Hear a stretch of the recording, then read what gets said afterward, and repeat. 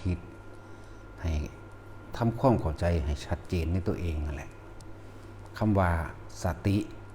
คือความนึกถึงปัฏฐานคือตั้งมั่นสีนี่กายเวทนาจิตธรรมให้พวกคนทุกคนมีความระลึกนึกถึงอยู่ในฐานที่ตั้งแห่งกายนี่สี่อย่างเรียกว่าสติปัฏฐานสี่กายเวทนาจิตธรรมกายนี่มันหลายอย่างมันมีอาการ42คนมันบ่ตายแต่ว่าเฮาย่นย่อลงมาเลยเอาลมหายใจนี่แหละเป็นกายแล้วก็เป็นกายในกายอันหนึ่งลมหายใจเนี่ยคือกายเรียกว่าให้คิดถึงลมหายใจนึกถึงลมหายใจเป็นที่ตั้งนั่นปัฏฐานตั้งไว้ในลมหายใจแล้วรู้ลมเข้ารู้ลมออกนั่นเรียกว่าลมหายใจน่ะคือกายแล้วก็ในกายพร้อมกายในกายที่นี่ถ้าเราประคองลมหายใจกายในกายเข้าไปแล้วเวทน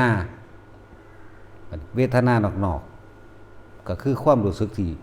รู้ว่าลมเข้าลมออกลมเข้าลมออกเวทนานอกๆแม้กระทั่งความรู้สึกทางกายร้อนหนาวก็เอิ้นว่าเวทนาเหมือนกัน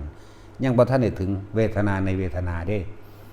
ทำความเข้าใจดีๆเวทนานอกๆบ่ว่าสิเจ็บขาเจ็บหลังนี่ก็เอิ้นว่าเวทนาหากบ่ทันเข้าในเวทนา รู้สึกแบบนี้ความรู้สึกลมเข้าลมออกที่มันอยู่ในโพรงจมูกเฮาเองก็เอิ้นว่าเวทนายังนอกอยู่คิดถึงลมหายใจเข้าออกบ่คิดถึงอย่างอื่นรู้สึกนี่เวทนาเห็นบ่รู้สึกลมเข้าลมออกลมเข้าลมออกบัดนี้เข้าสู่เวทนาในเวทนาอีกเข้าไปที่หนึ่งมันสิละเวทนานอกออกคือจิตมันบ่คิดบ่นึกถึงสิ่งอื่นเลยเกิดกลายเป็นอาการปิติเวทนาอันเกิดจากอาการปิติตัวนี้นี่คือความรู้สึกตัวอีกอันนึงนี่คือความรู้สึกตัวนี้ที่ว่ามันเป็นอาการปิติแต่พวกเฮา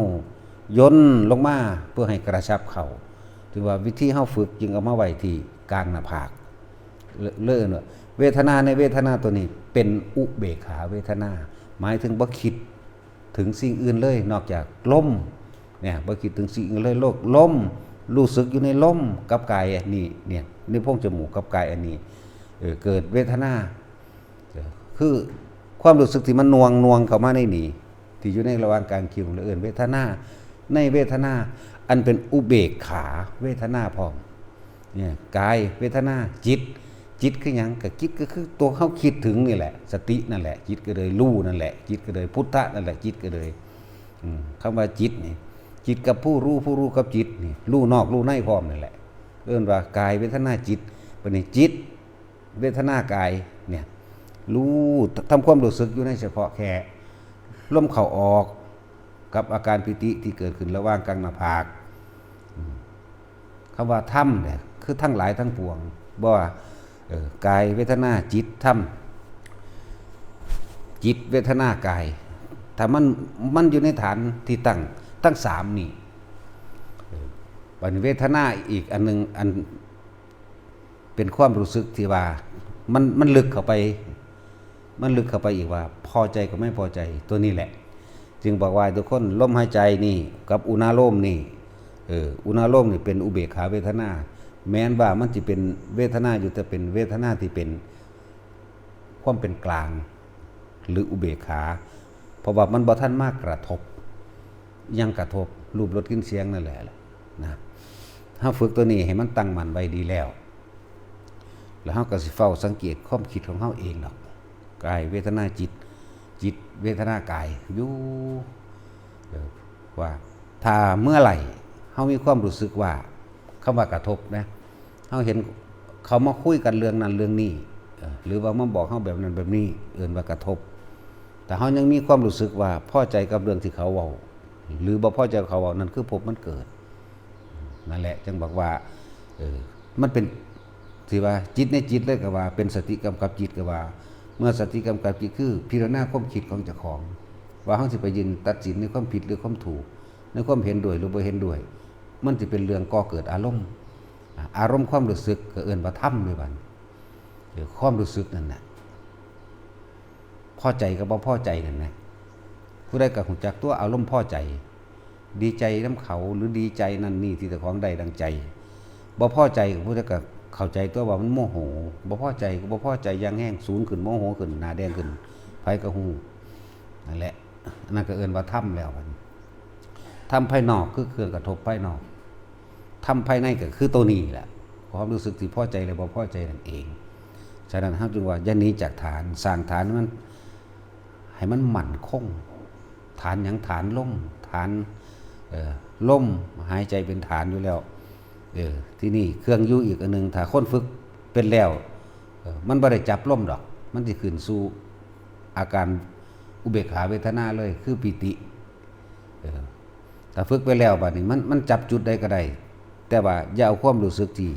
อาการปิติออกจากกายไหมคำว่าออกจากนี่คือความคิดอย่าคิดไปหาผู้นั้นไปหาผู้นี้แต่คิดไปหาผู้นั้นผู้นี้บุคคลสัตว์สิ่งของแล้วความรู้สึกที่พอใจบ่พอใจจิตมันไปมีที่ตั้งมันไปตั้งมันไปคิดถึงนั่นแหละมันไปตั้งก็เลยคิดถึงบ้านคิดถึงคนมันก็ไปปรุงไปนึกไปล่ะความรู้สึกอันเป็นอุเบกขาเวทนาในกายนี่ออกได้บัดคือปิติออกปิตินี่บ่เกิดในกายแล้วนั่นแสดงว่าเฮาไปมีความรู้สึกพอใจแล้วบ่พอใจกับสิ่งที่เฮาคิดถึงแล้วเลยว่าจิตมีที่ตั้งแต่มันมีที่ตั้งแล้วก็ต้องปรุงแต่งนึกคิดเมื่อมันปรุงแต่งนึกคิดแล้วมันก็เกิดอารมณ์ความรู้สึกพอใจแล้วบ่พอใจเอิ้นว่าวิญญาณนั่นภพเป็นที่เกิดแล้วมีภพแล้วได้บัดจังว่าเฮาบ่ต้องรู้หยังมากดอกแค่รู้ลมหายใจนี่รู้ความรู้สึกนึกถึงลมหายใจเข้าออกมีความรู้สึกเย็นๆในโพรงจมูกเข้าออก แล้วก็มีอาการปิติที่เกิดตรงกลางระหว่างคิ้วที่พวกเฮากำหนดฐานที่ตั้งแห่งจิตขึ้นมานี่เองยุคแค่นี้บางทีมันลมหายไปแต่เหลือแต่อาการปิติแต่คนมันฝึกไปแล้วที่มันจับอาการปิติจริงๆมันบ่ได้จับด้วยแต่เฮาได้เบื้องต้นมันแล้วลมหายใจนี่ปิติที่เกิดขึ้นกลางคิ้วหน้าผากเฮานี่แม้นเฮาย่างไปเฉยๆมันก็เกิดขึ้นเลยเฉยๆนี่คือบ่คิดเด้แต่ว่าตาเห็นตามปัจจุบันนั่นแหละตาก็เดินเหลียวเบิ่งทางนั้นทางนี้แม้นสิเฮาสิหันหน้าเหลียวเบิ่ง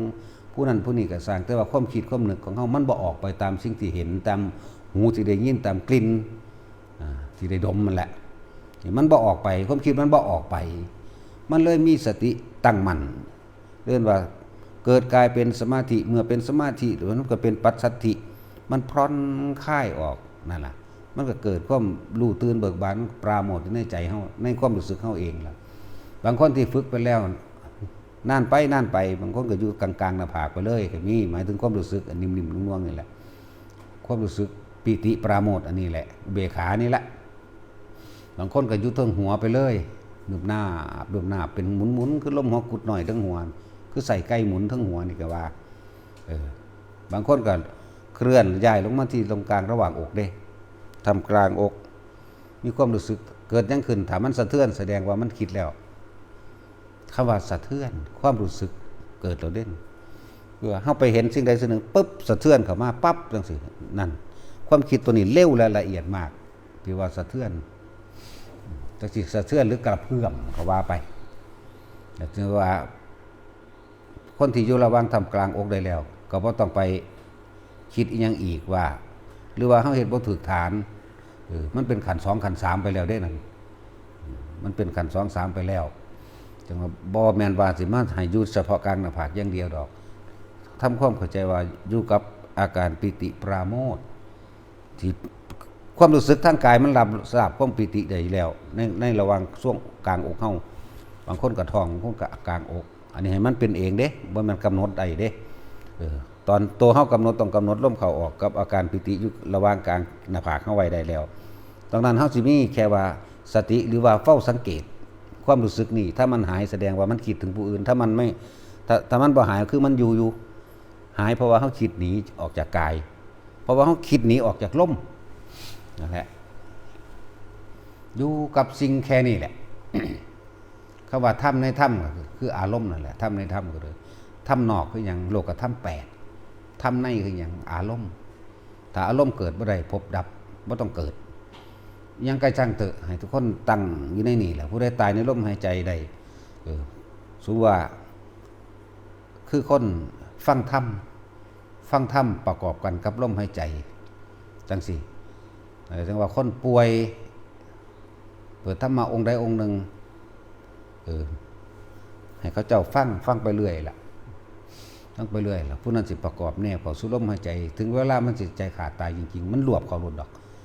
มันสิรวบปุ๊บเข้าในลมหายใจอย่างน้อยก็อนาคามีล่ะอะไรจังว่าทำความเข้าใจนี่คือให้ขอคิดอีกขอคิดหนึ่งหรือนัยยะหนึ่งเด้อให้มาตลอดเฮาบ่ถิ่มสติปัฏฐานสิบ่หนีตัวนี้ดอกง่ายบ่ได้ยากบ่ได้ไปหาแนวมาประกอบบ่ได้มีผู้ใดบังคับบ่ต้องไปตั้งเวลาบ่ต้องไปอีหยังทั้งสิ้นตั้งสติบ่ต้องไปตั้งสัจจะอีหยังดอกบ่ต้องไปนั่นนี่นึกถึงลมหายใจเมื่อไหร่ก็เมื่อนั้นแหละสติอยู่กับกายนะเอาพอ